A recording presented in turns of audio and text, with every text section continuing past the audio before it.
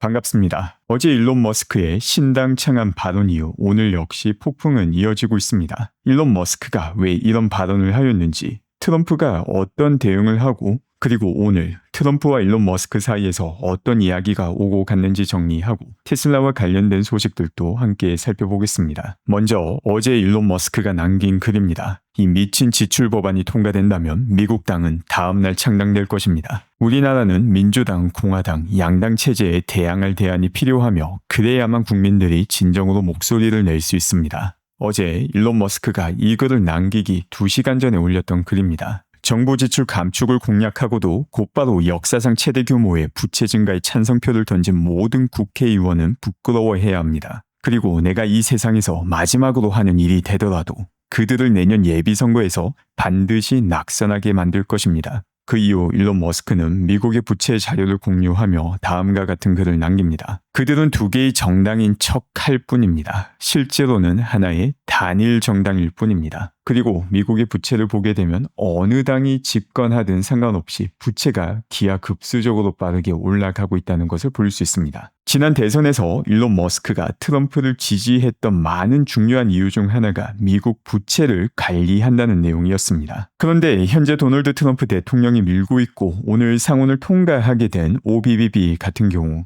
미국의 부채 한도를 5조 달러나 증가시키는 내용을 포함하고 있습니다. 역사적으로 미국의 부채 한도가 증가되었을 때 해당 정권은 그 부채 한도 끝까지 빚을 더 늘리는 동일한 패턴을 보여왔습니다. 즉 대선에 당선되기 전에는 부채를 줄이겠다고 밝혔지만 대선에 당선되고 나니 역사상 가장 큰 폭인 5조 달러나 늘리고자 하고 있습니다. 그리고 이 내용에 대해서 일론 머스크는 동의할 수 없다는 내용을 처음부터 끝까지 일관되게 고수하고 있습니다. 그러자 도널드 트럼프 대통령은 트루스 소셜을 통해서 일론 머스크에 대한 공격을 시작하였습니다. 도널드 트럼프 대통령의 공격을 보게 되면 일론 머스크가 불만을 표출하는 이유가 전기차 보조금을 삭제해서다라고 이야기하고 있으며 일론 머스크는 정부로부터 엄청난 양의 보조금을 받고 있으며 정부로부터 보조금을 받지 못한다면 일론 머스크의 여러 기업이 큰 피해를 입고 파산하게 될지도 모른다라는 글을 남깁니다. 그런데 여기서 흥미로운 점이 있습니다. 일론 머스크가 동의하고 있지 않은 점은 정부의 부채인데 갑자기 전기차 보조금 혹은 다른 보조금에 대해서 도널드 트럼프는 이야기하고 있는 것입니다. 게다가 도널드 트럼프가 이야기한 정부 보조금 사실관계 역시 잘못되었다는 걸 손쉽게 확인할 수 있습니다. 미국 정부로부터 가장 많은 보조금을 받고 있는 기업은 보잉입니다. 150억 달러에 달하는 보조금을 967회에 거쳐서 받았으며 2등은 아마존, 3등은 인텔,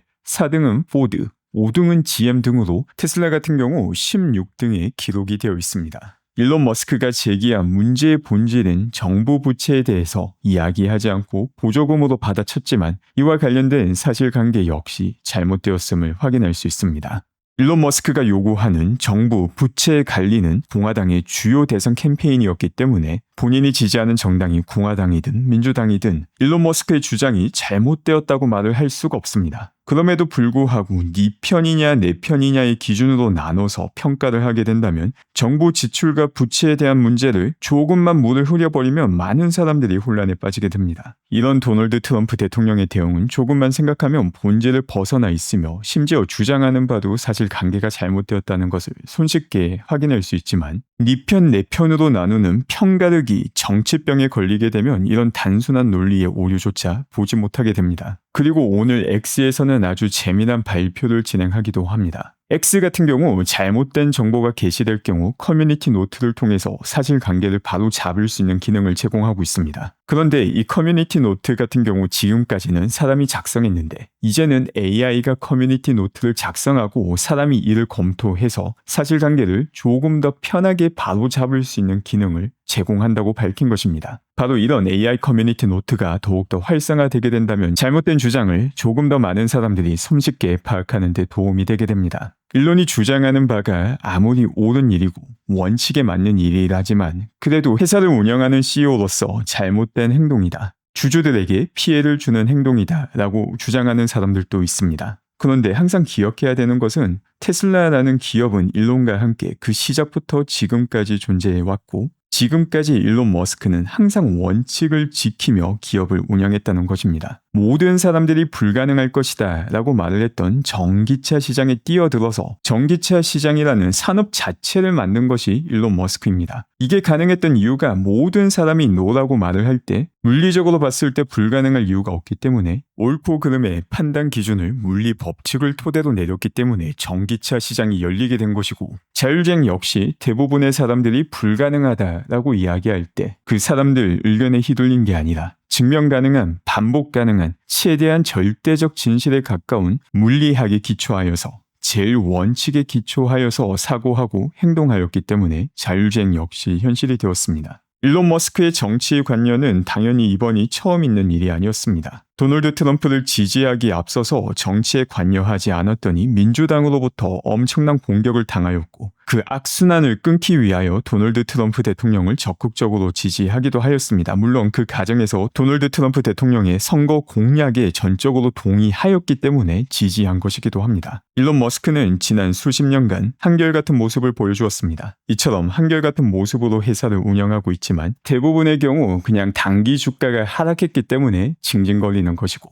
단기 주가가 하락한 것에 대해서 징징거리는 이유는 테슬라의 펀더멘털인 자율주행 기술, 전기차 확대에 초점을 맞추는 것이 아니라 당장의 주가 상승만을 기대하며 돈을 베팅했기 때문입니다. 단기 주가가 빠질 때마다 투기꾼들은 징징거리고, 장기 투자자는 테슬라의 펀더멘털을 확인하며 펀더멘털이 발전한다면 이를 기회로 삼게 됩니다. 그리고 오늘 트럼프 대통령의 지출 법안은 오늘 상원에서 수정이 되었으며 해당 법안이 수정이 되었기 때문에 다시 하원의 승인을 받기 위해 하원으로 돌아가야 합니다. 하원 표결 날짜는 아직 확정되지 않았지만 상원 다수당 대표인 존 튜는 2025년 7월 4일까지 법안을 최종 확정하는 것을 목표로 하고 있다고 밝혔습니다. 다만 가장 중요한 과정이었던 하원 통과와 상원 통과가 사실상 끝이 났고, 상원을 거치며 수정된 부분에 대해서만 하원에서 다시 승인을 받는 과정이 남아있기 때문에 이 법안은 최종적으로 통과될 가능성이 아주 높은 상황입니다. 그리고 이렇게 된다면 도널드 트럼프 대통령이 당선되는데 아주 큰 역할을 하였던 아메리카 팩이 이제는 미국당이라는 신당을 만드는데 활용이 되게 됩니다.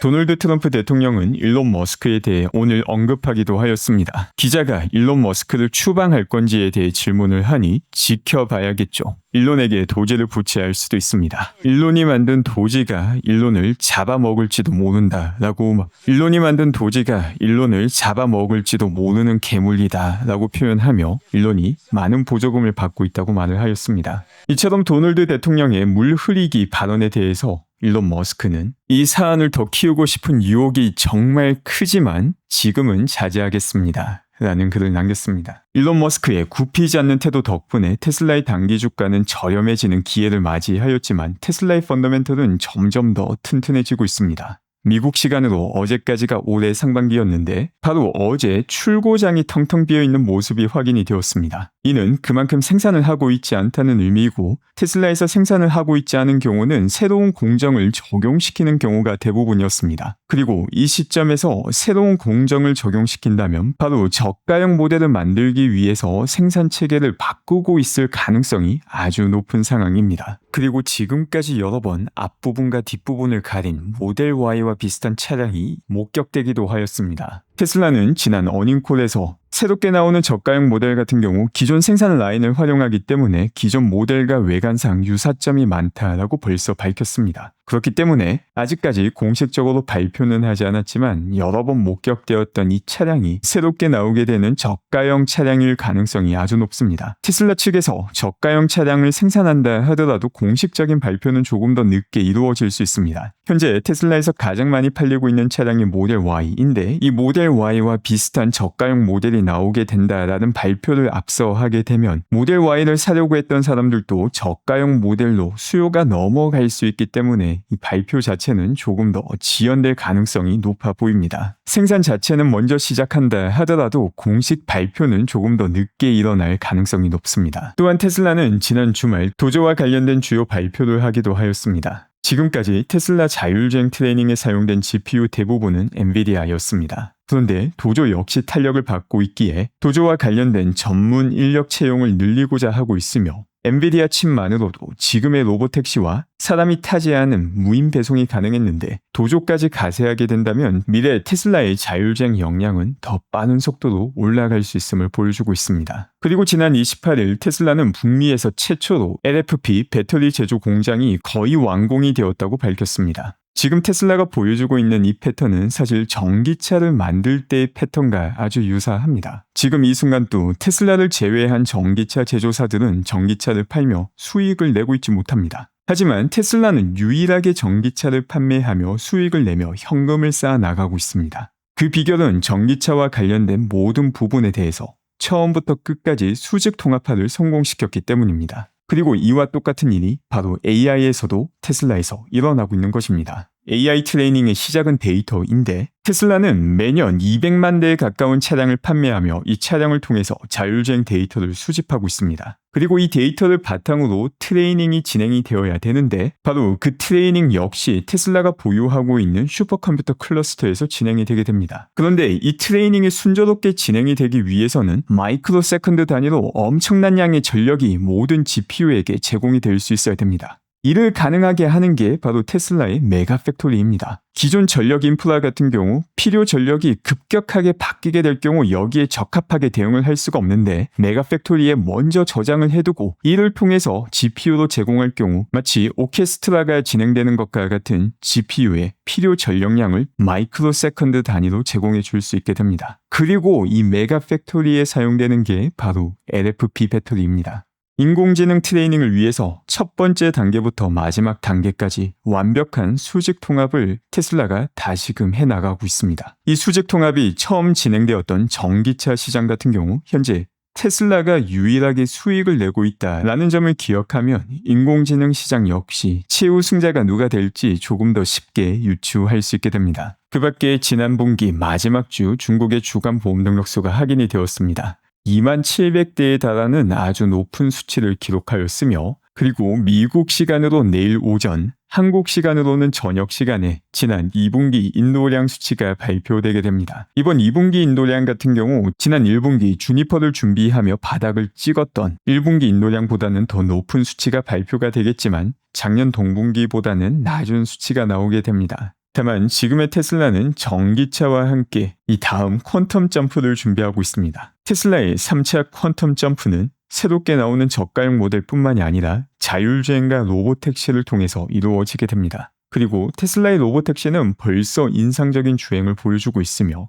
테슬라의 자율주행 능력은 시간이 가면 갈수록 그 어떤 기업보다 빠르게 올라가게 됩니다. 바로 테슬라가 AI 분야에서도 유일하게 처음부터 끝까지 모든 것을 수직 통합한 기업이기 때문이죠. 또한 동시에 일론 머스크는 한 사람이 모니터링하는 로보택시의 비율을 조만간 올릴 것이라고 밝혔습니다. 테슬라 같은 경우 기본적으로 하드웨어 비용이 워낙 낮기 때문에 한 사람이 2대의 로보택시만 모니터링한다 하더라도 로보택시 운영의 손익분기점을 돌파할 수 있는데 로보택시의 안전성만 확인이 된다면 2대1 비율이 아니라 3대1, 5대1 비율 역시 조만간 볼 수 있게 됩니다. 그 밖에 로보택시의 문제점으로 지적되고 있는 게 공급 대비 수요가 높다 보니까 대기시간이 15분에 달한다라는 문제점이 존재하였는데 여기에 대해서도 테슬라 엔지니어가 답변을 합니다. 현재 로보택시를 운영하며 쌓이고 있는 데이터를 통해서 벌써 대기시간을 줄일 수 있는 업데이트를 준비 중이며 조만간 이 업데이트가 진행이 되게 된다면 대기시간이 큰 폭으로 줄어들게 될 것이라 밝혔습니다. 일론 머스크는 벌써 세상을 긍정적으로 바꿀 수 있는 수많은 기술과 혁신을 성취하였으며